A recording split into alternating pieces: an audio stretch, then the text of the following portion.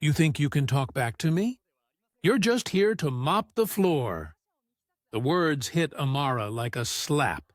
The marble beneath her mop blurred for a moment, not because of the water she'd spilled, but because her vision burned. She froze, her hands trembling, staring at the floor's reflection, where Alexander Pierce's sharp blue eyes glared back at her. He stood there in his tailored charcoal suit, sleeves rolled halfway, as if to show he was a man who worked, though everyone knew others did his working for him.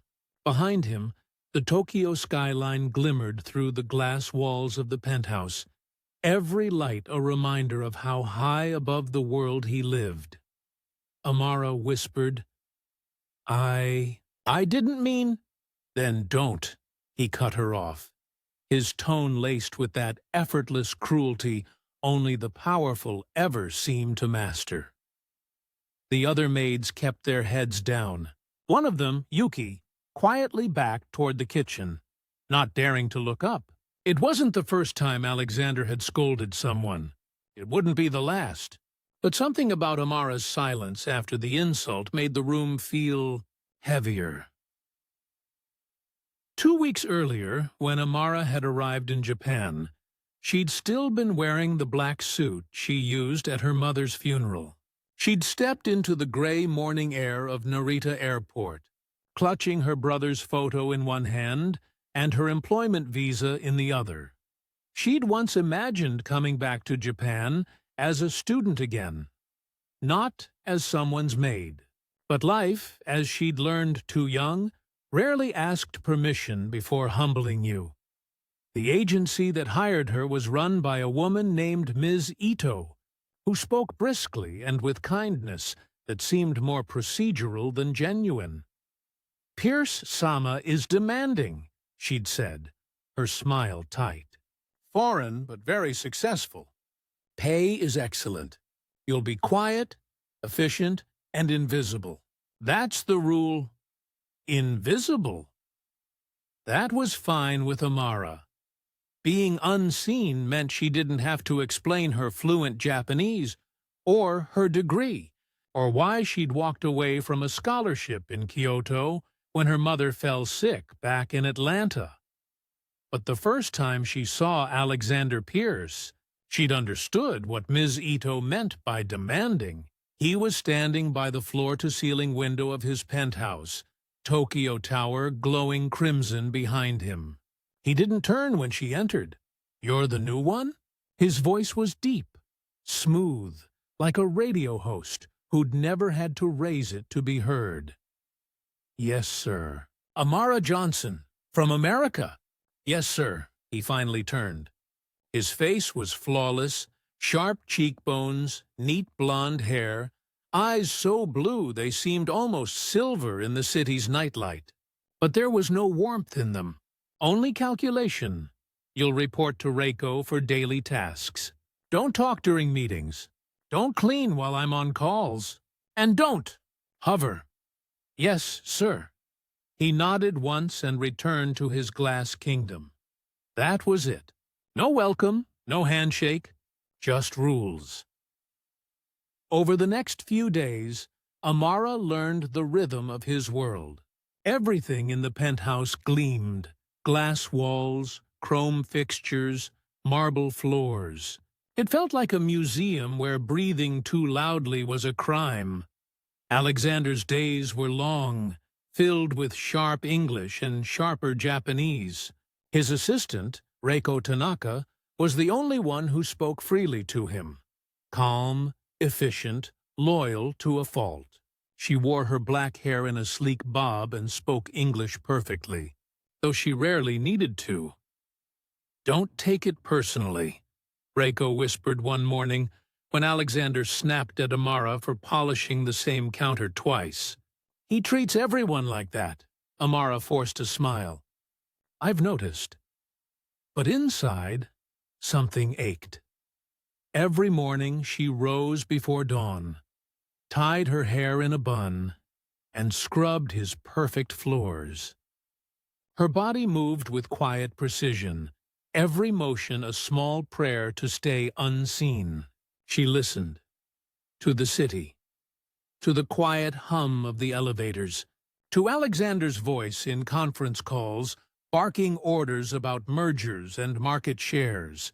And sometimes to his laughter. It was beautiful, almost intoxicating, until you realized it was never kind.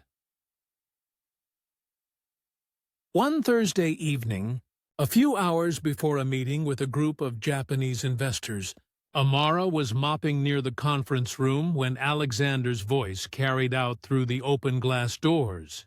"She's just the maid. Don't worry," he said in English, and a ripple of laughter followed from his guests. "She won't understand a word of this." Amara froze. The water bucket clattered slightly as her grip weakened. She didn't move. The men inside laughed again. Polite, deferential laughter for a powerful man. But she did understand. Every word, every syllable, in perfect, fluent Japanese. Her throat tightened, but she said nothing. She turned, quietly mopped away the water, and left the room. Her face expressionless, her steps careful. Reiko saw her as she passed. Their eyes met for an instant. Reiko's filled with apology, Amara's with silence. That night, alone in her small staff room, Amara sat on her narrow bed, her hands folded in her lap. She thought of her mother's voice. Never let anyone decide how much light you're allowed to show. She had promised herself she wouldn't break that rule, but now she wasn't sure if staying silent was strength or surrender. The next morning, Alexander found a cup of coffee already waiting on his desk, the aroma rich and freshly brewed, just the way he liked it. He paused. It wasn't Reiko's doing. He looked toward the maid polishing the glass wall, her movements calm, unhurried, graceful. Something in him almost wanted to thank her, but he didn't. Instead, he smirked faintly and muttered, "At least she's learning." Amara didn't turn, but her lips, unseen, curved into a small, knowing smile. She was learning, too. Just not what he thought. Because she was beginning to understand the kind of man Alexander Pierce really was, and the kind of strength she'd soon have to find.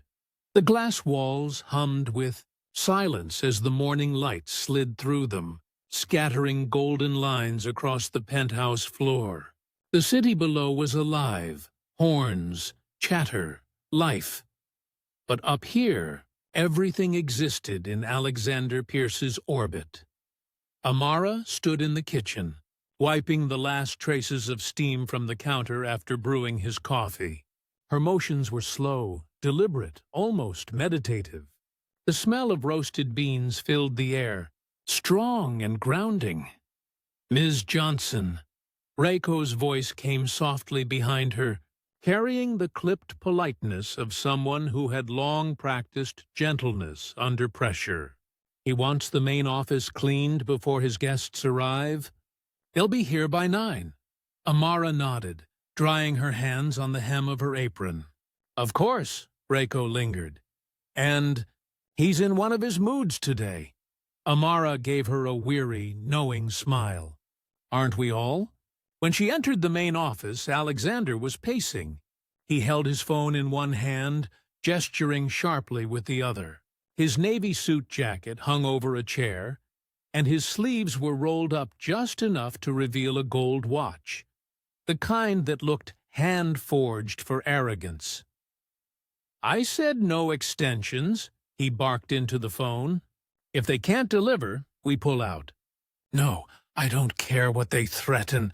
He turned abruptly and nearly collided with Amara. "Watch it!" His voice snapped through the air. The phone still pressed to his ear, he glared down at her, the corner of his mouth tightening. "I'm sorry." "Sir," she murmured, stepping back. He studied her, the calm eyes, the deliberate breath, and for some reason, her composure irritated him even more. You can't just float in like a ghost. Knock next time. Yes, sir. He went back to pacing. And get that window smudge off before they arrive. I don't want them distracted by fingerprints. Amara nodded again, wordless. But as he turned away, her jaw tightened. The smudge on the window wasn't hers. It was his. Still, she cleaned it, like always, because she needed this job. Because her brother, Miles, back home in Atlanta, still sent messages about tuition and textbooks. I got the acceptance letter. Amara, I'll make you proud. That was enough. It had to be. By 9, the investors arrived. 4 Japanese men in tailored suits, soft-spoken, but with eyes that noticed everything. Alexander greeted them with his flawless, rehearsed grin.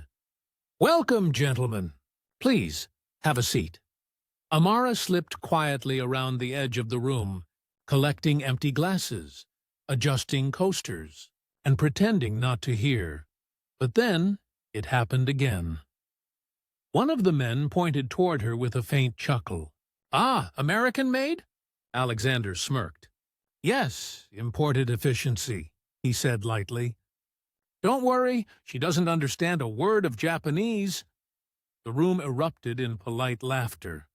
Amara froze mid-step, her hand gripping a tray so tightly her knuckles whitened. Her mind flashed back to the Kyoto streets she once walked. The smell of rain and cedar. The sound of a friend's laughter as she practiced keigo with locals. The pride she once felt in being fluent, respected, part of something larger than herself. Now she was the joke in a boardroom. She bowed quickly and left the room before her face betrayed her. In the corridor, Reiko found her standing still, hands trembling, tray pressed against her chest. Amara, Reiko whispered. What happened? Amara swallowed hard. Nothing I haven't heard before. From him. From the world, Reiko hesitated. You could report it to the agency. Amara shook her head. And risk losing the only job that lets me send money home? No. Her tone was steady, but her eyes glistened. Reiko reached out and gently squeezed her arm. You have more dignity than this place deserves. Amara gave a small, sad smile. Then maybe that's why I'm here, to clean it up. That evening, when the guests were gone and the laughter faded, Alexander called out from the office. Reiko, where's my blue file? Reiko glanced toward the kitchen. Amara just finished cleaning your desk. Maybe she saw it. Amara! His voice echoed through the penthouse. She appeared at the doorway, calm as ever. Yes, sir? My file. The one that was on the table. I placed it in your drawer. You asked for all loose documents to be cleared before meetings. He frowned. I didn't ask for that file to be touched. I'm sorry. I thought, don't think. Just follow instructions. The words hit like a slap, sharp and dismissive. Reiko's shoulders stiffened, but she stayed silent. Amara stood there for a moment, the quiet around her trembling with what she didn't say. Then she bowed slightly. Understood, sir. Hours later, long after Alexander had retired to his private suite, Amara was still cleaning. The clock neared midnight. Her body ached, but her mind wouldn't quiet down. Every insult, every glance, every laugh, it all swirled together into something thick and bitter. She sat by the window, Tokyo's lights burning beneath her like stars that refused to rest. She whispered softly in Japanese, the language that had once made her feel powerful, intelligent, seen. Words are mirrors of the soul. The phrase came out flawless, like music. She didn't know that. Behind the half-open door, Alexander had paused. He'd come for a glass of water but stopped when he heard her voice. The words floated through the room. Delicate, haunting. He frowned, almost disbelieving. That accent, that pronunciation. He didn't move, didn't say a word, but for the first time, Alexander Pierce didn't see his maid. He saw something else, something he couldn't quite name. The next morning, he didn't mention what he'd heard. He simply watched her from a distance as she polished the table, her expression calm and unreadable. And for a reason he didn't understand. His usual confidence, that effortless sense of control, faltered. Because somehow he'd begun to feel that the quiet woman cleaning his floors might be far more than what he thought she was. The rain came hard that Friday morning, slanting against the penthouse glass like 1,000 tiny knives. Tokyo blurred into a wash of silver and neon. Inside, the warmth hummed. Espresso machines, screens, and the restless rhythm of wealth. Amara moved silently through the rooms, her footsteps muffled by the Persian rugs Alexander imported from Italy. She'd been working for nearly 3 weeks now, long enough to learn that silence was her shield. But even silence has limits. That morning, she had barely finished polishing the marble floors when she heard his voice rise from the office. "Reiko! Who approved this translation? It's a disaster!" Reiko's reply was calm but strained. "Sir, the external team sent it last night. We haven't—" "I don't want excuses. I want competence." The sound of paper hitting the desk made Amara flinch. She knew the tone, that clipped, frustrated rage of someone who'd never known what it was like to be powerless. Moments later, Reiko stepped out, her expression stiff but her eyes weary. "He's in a mood," she murmured. Half to herself, Amara nodded. "Is there anything I can do?" Reiko gave her a look that was half gratitude, half warning. "Stay invisible, like always." Amara went to the hallway closet to fetch supplies, but as she passed the office door, a voice stopped her. "You, come here." She froze, turning slowly. Alexander stood there holding a document in his hand. His tie was loose, his shirt sleeves rolled, and his eyes, that glacial blue, were sharp enough to slice. "Yes, sir? You speak English well enough. Tell me if this looks wrong to you." He thrust the papers at her. The document was a Japanese business proposal translated poorly into English, littered with awkward phrasing. She read the first few lines silently, and before she could stop herself, her lips moved. It says, "Commitment to harmony and sincerity." But that's a mistranslation. The original word makoto here actually means integrity, not sincerity. In context, it changes the tone completely.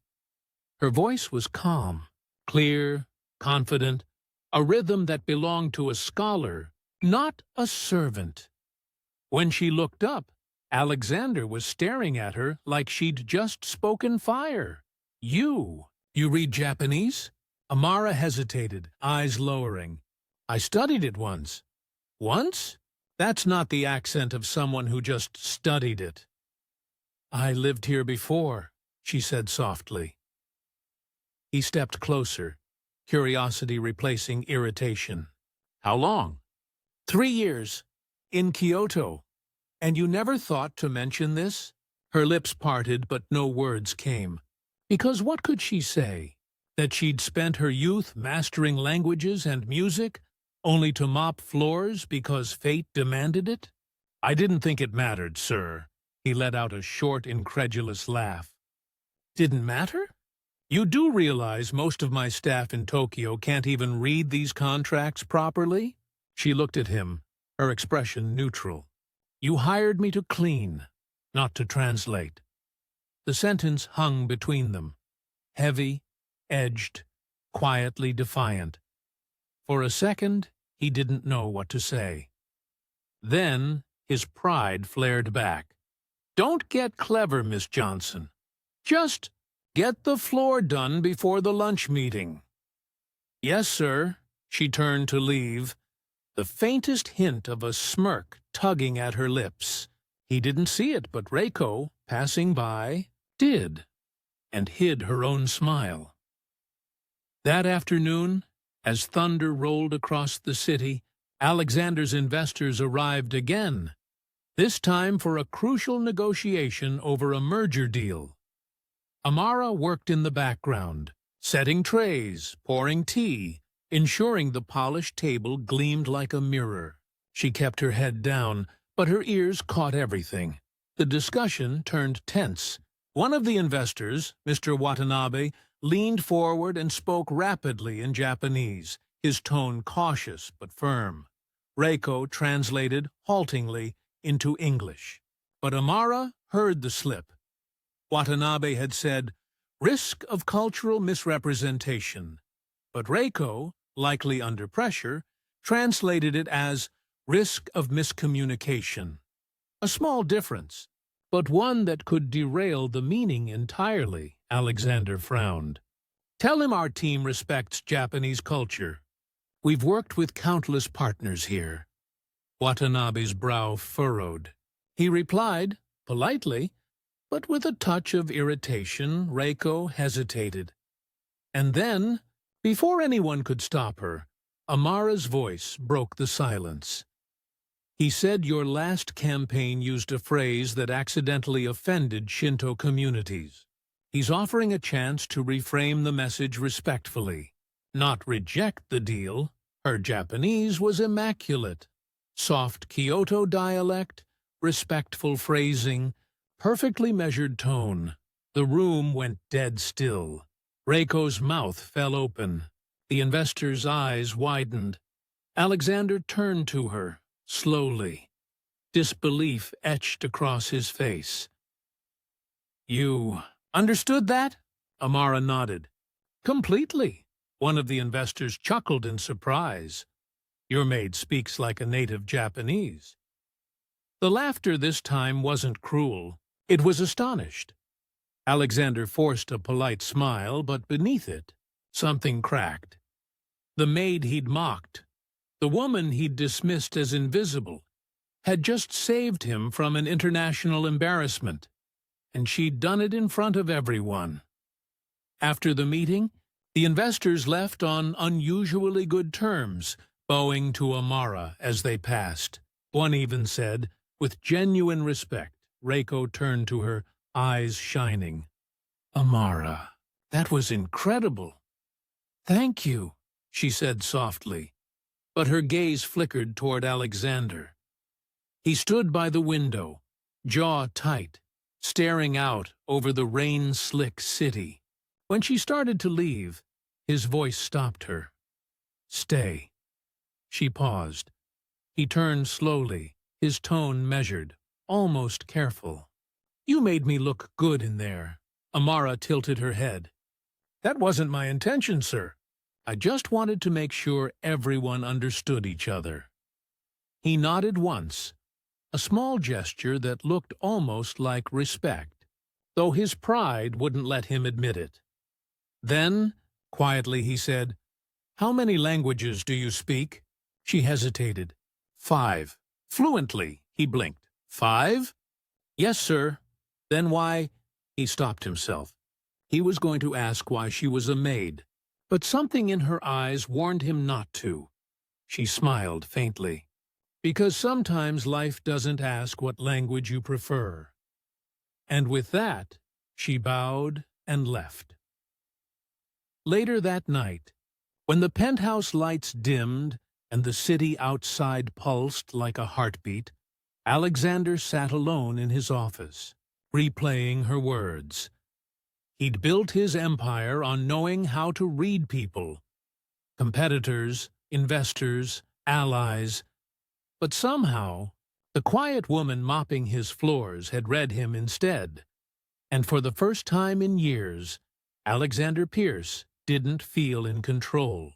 He felt curious, and somewhere deep down, ashamed. "Why didn't you tell me who you really were?" "Because you never asked, Mr. Pierce." Her voice was steady, soft, almost gentle, but the words hit harder than any accusation could.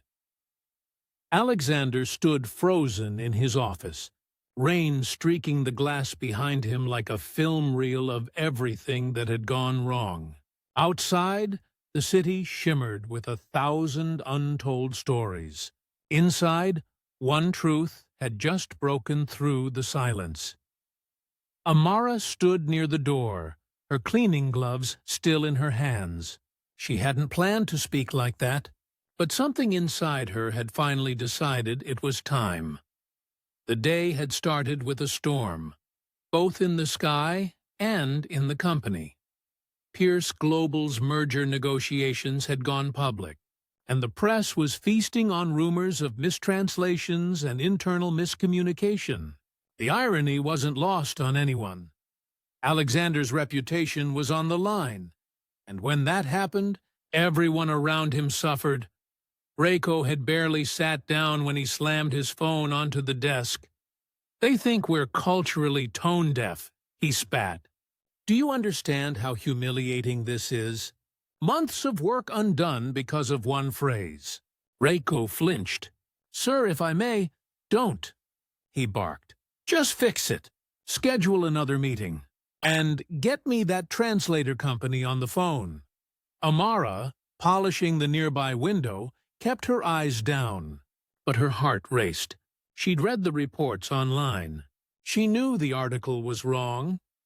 She'd been there when the investors laughed, when Alexander had brushed off their concerns, and she knew exactly how to fix it. But it wasn't her place. Until Reiko quietly turned to her, eyes pleading. "Amara, maybe you could help?" Alexander looked up sharply. "Help," Reiko nodded. "She's fluent, sir. You know she is." And the investors respected her. For a moment, silence. Then a low, incredulous laugh escaped him. "You're suggesting I let my maid handle corporate translation?" Amara looked up finally, her eyes calm, clear. "You let your maid clean up after your guests?" "Cleaning up their words isn't much different." Reiko's jaw dropped. Alexander blinked, caught completely off guard. "Excuse me? You said you wanted the mess fixed." "I'm offering to help." He stared at her. The goal, the quiet confidence. And yet, he couldn't deny the sting of truth. After a long pause, he sighed sharply and waved a hand. "Fine. You want to help? Prove it." That afternoon, she sat at the head of the conference table, not standing in the corner with a mop, but sitting in front of documents, screens, and men in suits who couldn't stop glancing at her in disbelief. Alexander stood across from her, his arms crossed, watching. Reiko translated softly to the team what Amara was explaining, but halfway through, even she stopped, because Amara didn't need a translator. Her Japanese flowed effortlessly, elegant, formal, layered with cultural nuance. She didn't just speak it, she lived it. "The problem," Amara said, tracing her finger along a phrase on the projector screen, "is not the translation. It's the intention. The proverb you used, 'The nail that sticks out gets hammered down,' suggests conformity. But the Japanese version implies harmony through humility. You're selling dominance, not respect." The room went silent. She looked up, meeting Alexander's eyes. "If you want trust, speak to their hearts, not their wallets." For a full minute, no one spoke. Then one of the Japanese advisors nodded slowly. "She is correct," he said. This is the real meaning." Another murmured in agreement. Alexander's expression flickered. Confusion, then reluctant admiration. He finally exhaled and muttered, "Reiko, implement her changes. Immediately." But even as he turned away, Amara saw something new in his eyes. Not pride, not mockery. Something closer to recognition. Hours later, when the meeting ended and everyone had left, Alexander stayed behind. Amara gathered her papers silently, preparing to leave. "Wait," he said. She turned. He leaned against the desk, watching her. His voice, when it came, was lower than usual. Not the polished tone of a CEO, but the quiet one of a man unused to admitting he was wrong. "How did you learn all that?" She hesitated. "I studied linguistics at Emory. Then I earned a scholarship to Kyoto University." "You were a scholar?" "I still am," she said softly. "Just not the kind anyone notices." He looked at her for a long moment, as if seeing her for the first time. "Then why are you cleaning your floors?" She finished for him. "Because my mother got sick. Because I had to come home. Because when she died, all I had left was my brother. He's in college now. My paychecks keep him there." The air between them tightened. Alexander's usual sharp retorts died on his tongue. For the first time, his arrogance faltered, replaced by something that looked almost like shame. He turned away, rubbing his jaw. "You could have told me." Her laugh was short, but not unkind. "You wouldn't have listened." That silence, deep, honest, human, filled the room like a heartbeat. Later that night, Alexander found himself pacing alone, glass of whiskey in hand. The city below pulsed like circuitry, but his thoughts were elsewhere. On her words, her calm, her dignity. He remembered how he'd laughed when she first entered the boardroom, how sure he'd been of his superiority. And now, he was beginning to wonder who was really teaching whom. The next morning, news broke that Pierce Global's revised proposal had been approved. Investors praised the company's renewed cultural awareness. In truth, Amara's notes had rewritten the presentation. Reiko congratulated her quietly in the hallway, but Amara only smiled faintly. "It's his name on the paper," she said. "That's enough," Reiko shook her head. "Maybe for now, but one day people will know." That afternoon, as Amara finished her shift, Alexander approached her by the window. "You were right," he said simply. She blinked, startled. "About what?" "Everything." She didn't reply. Then he did something no one had ever seen Alexander Pierce do before. He bowed his head slightly. "Not much, but enough to mean it. Thank you." "Amara." She stared at him, the billionaire who once mocked her, and saw, for the first time, a man trying to remember what humility felt like. And though she said nothing, her eyes softened, not in pity, but in quiet acknowledgement. Because forgiveness, like language, is something only the brave can speak fluently. But while Alexander began to change, the world around them wasn't ready to. Rumors started spreading about the maid who bewitched the CEO, about favoritism, about scandal. By the end of the week, whispers had turned into headlines, and Amara, once invisible, was suddenly the center of attention and the target of envy. The storm that followed would test them both, and this time it wouldn't be one they could clean away. The flash of cameras was blinding. Outside Pierce Global's Tokyo headquarters, reporters jostled against security guards, shouting over each other in English, Japanese, and broken fragments of both. Rain slicked the pavement, and microphones gleamed like black knives in the gray light. Mr. Pierce, is it true your maid was running the meeting? Who is Amara Johnson? Is she qualified or just lucky? Did she really correct your investors in Japanese? Alexander shoved past them without answering, the collar of his long black coat pulled up against the drizzle. Inside the building, his face was taut, the calm mask of a man used to control, now cracking under public scrutiny. He hated the noise, the gossip, the way the story had twisted, the maid who humiliated the CEO. That's what the headlines said. Inside the top-floor office, Reiko was already at her desk, fielding calls with the speed of a woman fighting a PR wildfire. Yes, we're aware of the media narrative. No, Ms. Johnson is not available for comment. Yes, Mr. Pierce will issue a statement. Her eyes lifted briefly as Alexander entered, soaked and furious. Who leaked this? He demanded. Reiko hesitated. Someone in the investors' circle, maybe. They said it was unprecedented. A maid correcting executives in perfect Japanese. His jaw clenched. And now they're making it sound like a scandal. Reiko's tone softened. It's only a scandal if you treat it like one. Alexander glared at her, then exhaled through his nose. Where is she? She hasn't come in yet. He frowned.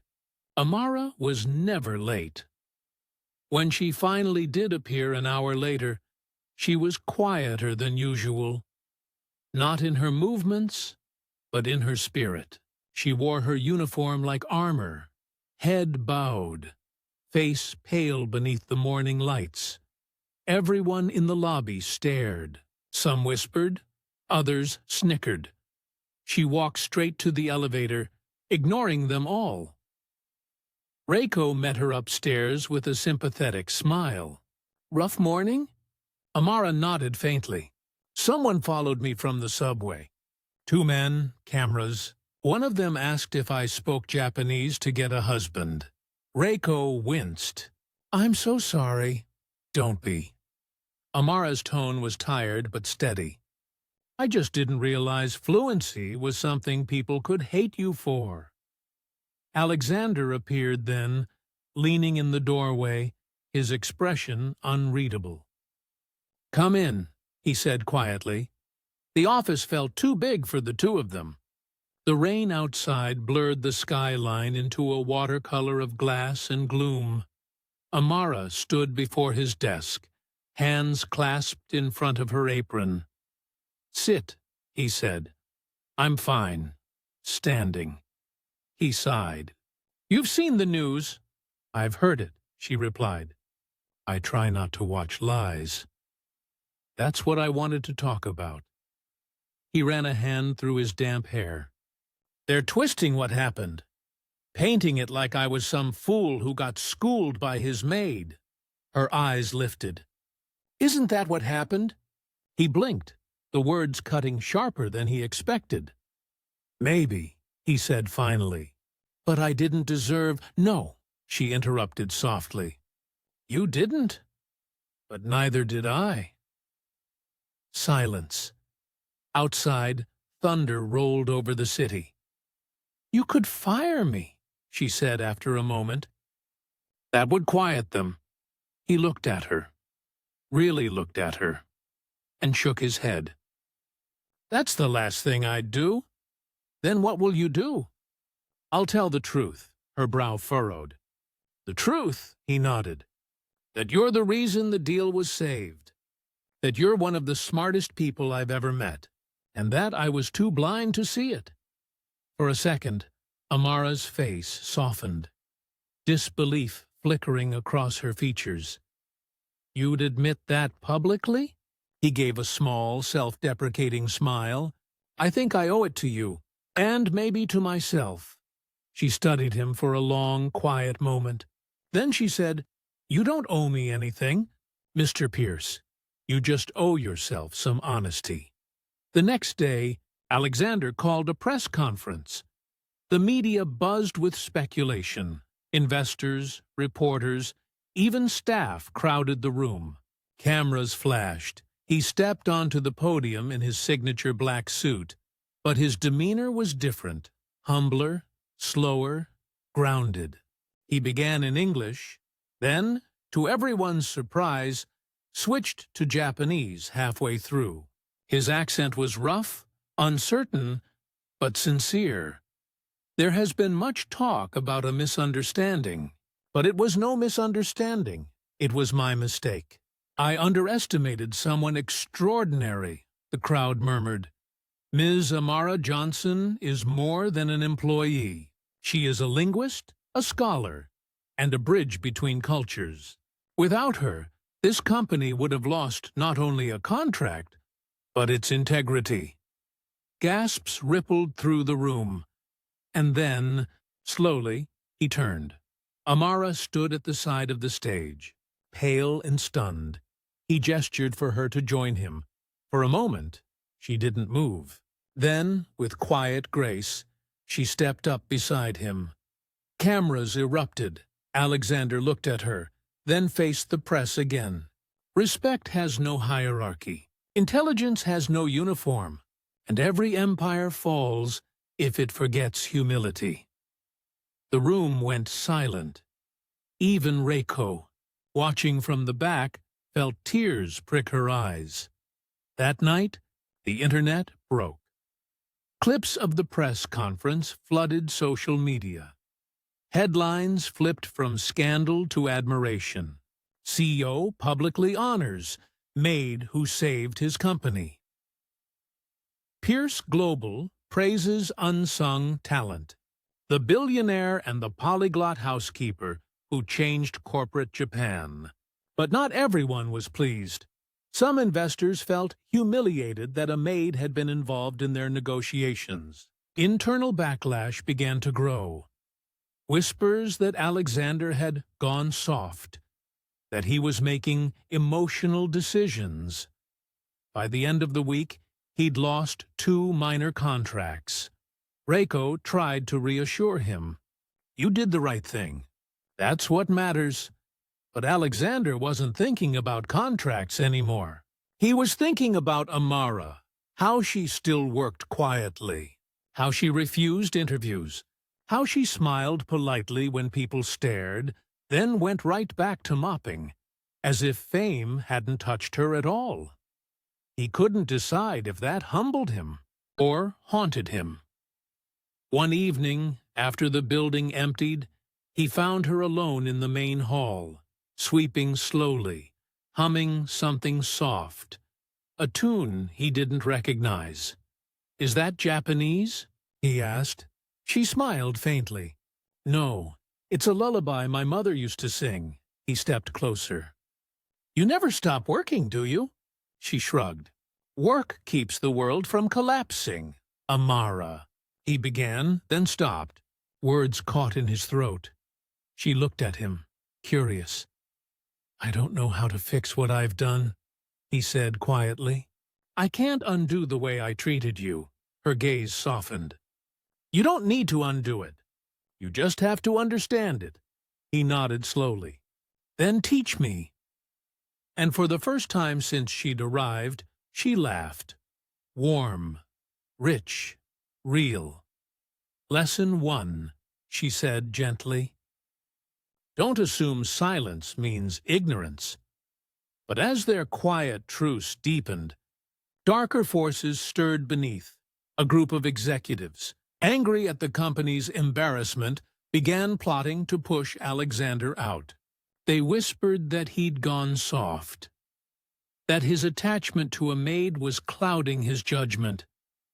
By the time Alexander learned of it, it was almost too late.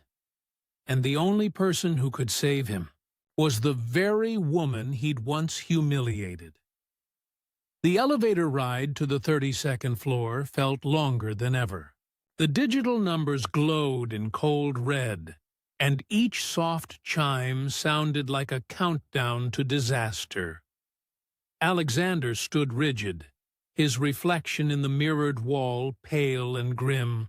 Reiko was beside him, clutching a tablet against her chest. "They've called an emergency board meeting," she said quietly. Half of them are siding with Ito.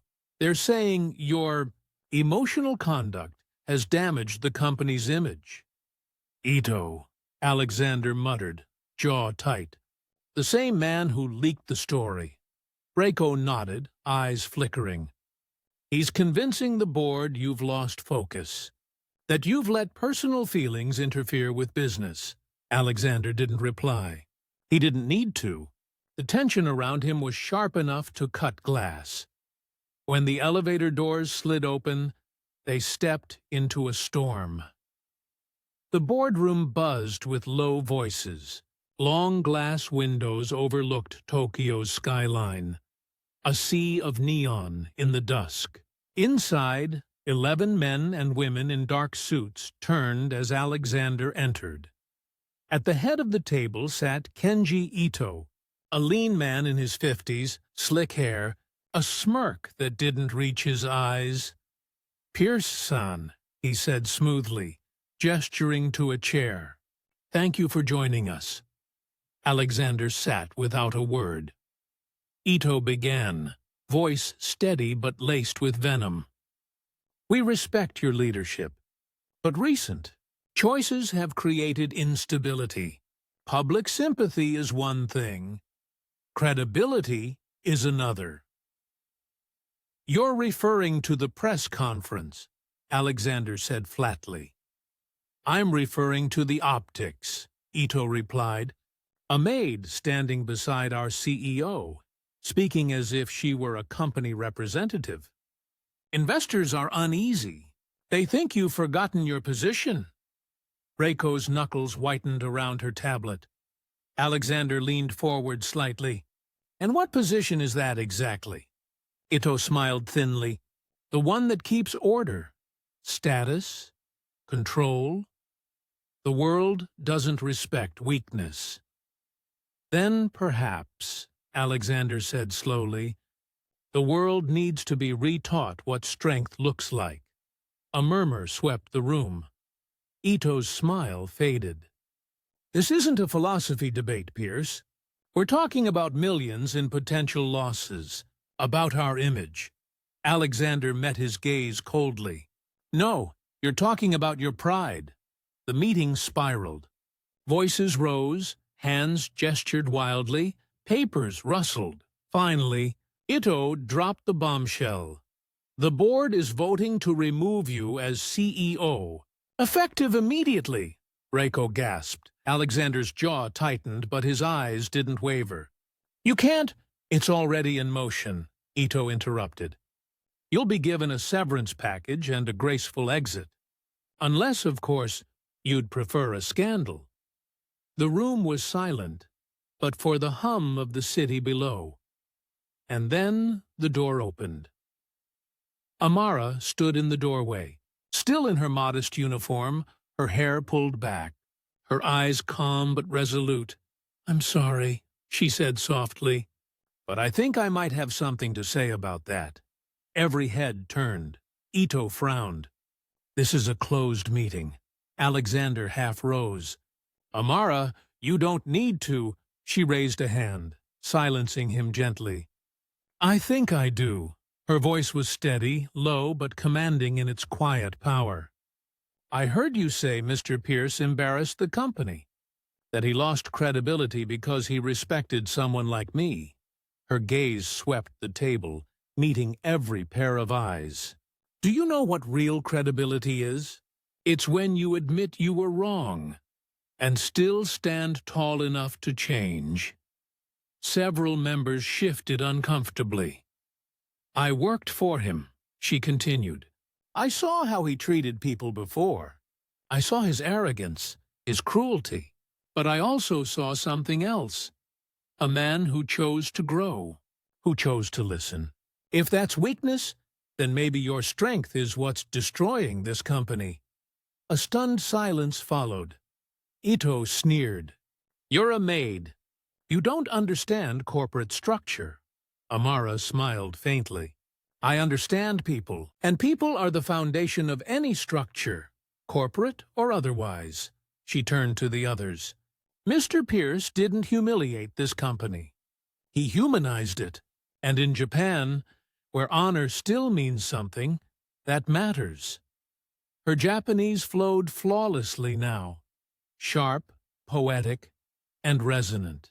The room seemed to shift with each word. Several board members lowered their eyes. One woman, elderly, elegant, composed, spoke up in Japanese. She's right. Investors respect transparency more than pride. The press conference made us look honest. Ito's composure cracked. You're all being sentimental. No, another board member interrupted. We're being pragmatic. The numbers speak for themselves. Stock engagement is up since the story. People are calling Pierce Global the company that values humanity. That's worth more than your ego, Ito. The vote reversed course. By the end of the meeting, Alexander's position was reaffirmed unanimously. When the boardroom emptied, Ito brushed past them both without a word. His empire of manipulation had collapsed. Alexander turned to Amara, still speechless. You didn't have to do that, she smiled. You once spoke for me when you didn't have to. Fair's fair, he exhaled, laughing softly. A sound somewhere between disbelief and gratitude. You just saved my job, her eyes twinkled. You saved your own. I just reminded them who you were. Later that night, the two of them stood on the rooftop terrace, Tokyo glittering below like a sea of stars. The wind whipped Amara's curls loose, and the city hummed beneath them. Alive. Forgiving. Alexander leaned against the railing. You could do anything, you know that? Amara tilted her head. Like what? Run this company. Teach languages. Write books. I could make you director of... She laughed softly, cutting him off. I don't need titles, Mr. Pierce. I just need purpose. He nodded, watching her. Then let me give you one. Not out of pity. Out of respect. What are you suggesting? He smiled. Cultural Relations Director. You'd help bridge us with our global partners. Language, customs, training. Everything I was too arrogant to learn. Her breath caught. You're serious? As serious as the man who just learned his maid speaks 5 languages. For a long time she said nothing. Then she smiled, tears glimmering in her eyes. I'll think about it, she whispered. He extended his hand. Take your time. Just promise you'll stop calling me Mr. Pierce. She grinned faintly. Then you'll have to stop calling me Ms. Johnson. They shook hands. And for the first time, it didn't feel like a transaction. It felt like respect. Below them, Tokyo lights shimmered on the wet streets, reflecting 2 silhouettes side by side, one once proud, one once invisible, now equals, illuminated by forgiveness. But even as peace settled over them, both knew this wasn't the end. Not yet. The next morning would bring consequences neither could have predicted. A letter, a confession, and a choice that would change their paths forever. The morning light fell soft across the Tokyo skyline, golden streaks glancing off the high-rise windows of Pierce Global. The chaos had quieted. The headlines had cooled. For the first time in weeks, the building hummed not with scandal, but with something gentler. Renewal. Amara arrived early, as always. She no longer wore the maid's uniform. Instead, she was dressed in a simple navy blouse and tailored slacks. Not designer, but neat, professional, and unmistakably hers. Her ID badge gleamed against her chest.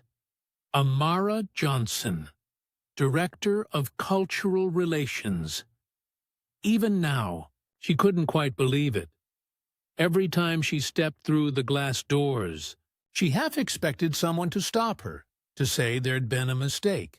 But then she'd see Reiko wave, hear the interns whisper her name with quiet admiration, and she'd remember. She had earned every bit of this. Still, she never lost her humility. She greeted the janitors by name, shared coffee with the receptionists, and thanked the security guards in both English and Japanese. Some habits, she thought, were worth keeping.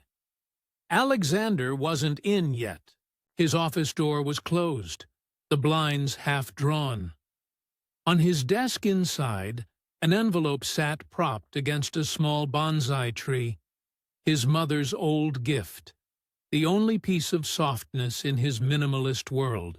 The envelope bore one word, written in delicate handwriting: Amara. He'd written it the night before, long after she'd left. He hadn't known how to say what he needed to face her and say, so he'd written it down instead. Inside, the letter read, "You once said silence doesn't mean ignorance. I've learned that it also doesn't mean peace. For years, I mistook control for strength, noise for leadership. You showed me how wrong I was. I don't know if an apology can fix what my pride broke, but I'm grateful you stayed long enough to let me try. You've given this company more than I ever did. Heart. And you've given me something rarer, the chance to begin again. If you choose to stay, this place is yours to shape. If you ever choose to leave, know that wherever you go, you've changed me for good." Alexander, when he entered later that morning, she was already waiting, the letter folded neatly in her hands. "You read it," he said softly. She nodded. "I did." He searched her face. "And?" Her eyes glistened, but her smile was steady. "It's beautiful. And unnecessary," he blinked, caught off guard. "Unnecessary? You've already changed," she said. "That's apology enough," he smiled, a real unguarded one. "You make it sound so simple." "It's not," she replied. "But forgiveness never is." They stood by the window together, the city sprawling beneath them. The morning sun caught the edge of the glass tower, filling the room with a light that felt almost sacred. "I'm leaving Tokyo soon," she said quietly. He turned. "Leaving?" She nodded. "My brother's starting university in Kyoto. I promised I'd be there when he moves in. After that, I think I'll stay a while. Maybe teach again." He tried to smile, but the weight in his chest betrayed him. "You'll do incredible things." She looked at him for a long moment. "You already have." He opened his mouth to respond, but stopped when she reached into her bag. "This is for you," she said, handing him a small, neatly wrapped box. He unwrapped it slowly.